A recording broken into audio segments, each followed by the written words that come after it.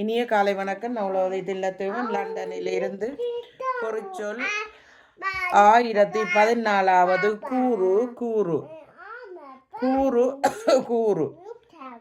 நாங்கள் பதில்களை கூறுமாது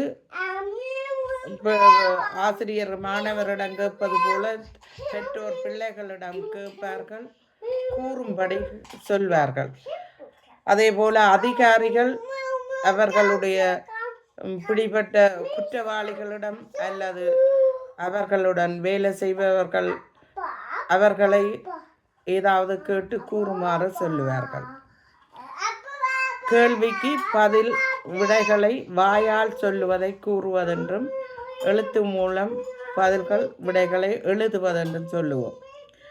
அறிக்கை, ஒரு அறிக்கை விடப்பட்டால் அந்த அறிக்கையை மற்றவர்களுக்கு நாங்கள் கூற வேண்டும், தெரியப்படுத்த வேண்டும்.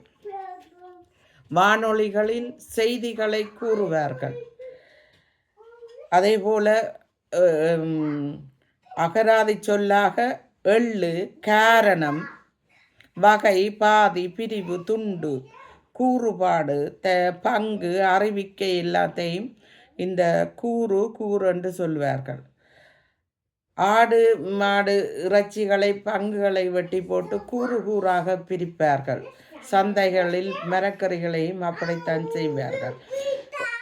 எள்ளென்றாலும் ஏழாய் பிரித்து மற்றவர்களுக்கும் கொடுத்து சாப்பிட வேண்டும் என்று சொல்லுவார்கள்.